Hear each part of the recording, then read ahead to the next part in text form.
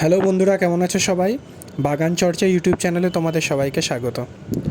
আজকে চলে আসলাম ছাদ বাগানের অত্যন্ত প্রয়োজনীয় একটা ভিডিও নিয়ে। প্রচণ্ড গরমে প্রত্যেকেরই ছাদ বাগানে গাছের অবস্থা ভীষণই খারাপ। আমরা অনেকেই বিভিন্ন কাজকর্মের মধ্যে পড়ে গাছের প্রতিদিনের যে যত্ন সেটা নিতে পারছি না, এবং যা অতিরিক্ত গরম এখন চলছে, ইভেন অনেক জায়গায় বৃষ্টিপাতও সেভাবে হচ্ছে না, তার ফলে কিন্তু গাছের গ্রোথ নষ্ট হয়ে গেছে। বেশিরভাগ গাছের পাতা কালার নষ্ট হয়ে যাচ্ছে, গাছের সেইভাবে বৃদ্ধি একেবারেই ঘটছে না।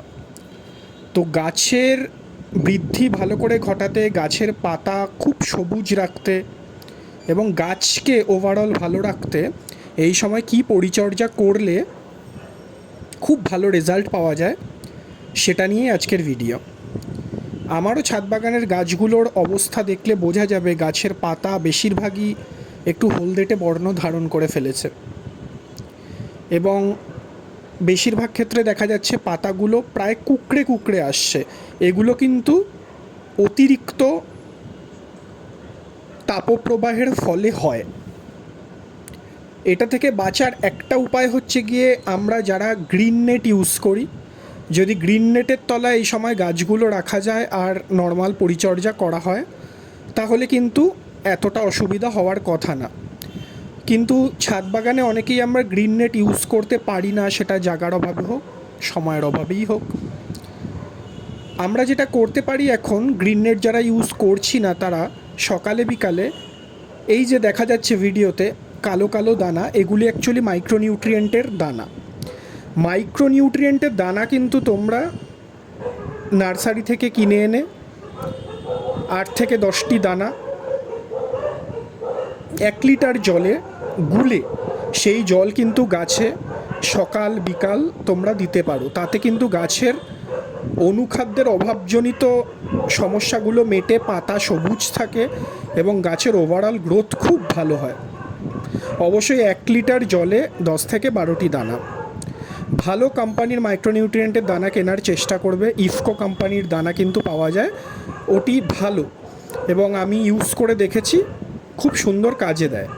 তোমরা তোমাদের লোকাল নার্সারি থেকে ভালো কোম্পানির মাইক্রোনিউট্রিয়েন্টের দানা কিনে এনে ইউজ করতে পারো। সঙ্গে যেটি করতে পারো সেটি হচ্ছে সপ্তাহে 2 দিন করে এপসম সল্ট জলে গুলে, 1/2 চামচ এপসম সল্ট 1 লিটার জলে গুলে সেই জল যদি গাছে দেওয়া হয় এবং সঙ্গে গাছের পাতায় স্প্রে করা হয়, তাহলেও কিন্তু গাছের পাতা হলুদ হয়ে যাওয়া সমস্যা দূরে হয় এবং মাটির উর্বরতা শক্তি খুব ভালো থাকে, গাছের বৃদ্ধি খুব ভালো হয়। এবং এই গরমে কিন্তু গাছের জন্য এই দুটি জিনিসই একটা টনিকের মতো কাজ করে। এই জন্য বাদবাকি সব পরিচর্যা, সার দেওয়া, খাবার দেওয়ার পাশাপাশি এই দুটি জিনিস কিন্তু, অর্থাৎ এপসাম সল্ট এবং মাইক্রোনিউট্রিয়েন্ট, নিয়ম করে গাছে দিতে হবে। এবং যদি পারো তবে ছাদ বাগানের গাছকে এই গরমের সময়টুকু অন্তত গ্রিন নেটের নিচে রাখার চেষ্টা করো। যদি নাও হয়, এই ভিডিওতে বলা পরিচর্যাগুলো অন্ততপক্ষে করো, প্রত্যেকটি গাছ ভালো থাকবে। এই গরমেও দেখো আমি আমার গাঁদা গাছগুলোকে এখনও বাঁচিয়ে রেখেছি এই পদ্ধতি অবলম্বন করেই। তোমাদের মাইক্রোনিউট্রিয়েন্টের দানাটি একবার দেখিয়ে দিই কীরকম দেখতে হয়। তোমরা যে কোনো লোকাল নার্সারিতেও কিন্তু খুব কম দামেই পেয়ে যাবে। এছাড়া চাইলে অনলাইনে তোমরা ইফকো কোম্পানির মাইক্রোনিউট্রিয়েন্টের দানা কিনতে পারো। এটি লিকুইড ফর্মেও পাওয়া যায়, সেটিও ব্যবহার করা যায়। আজকে ভিডিও এই পর্যন্তই।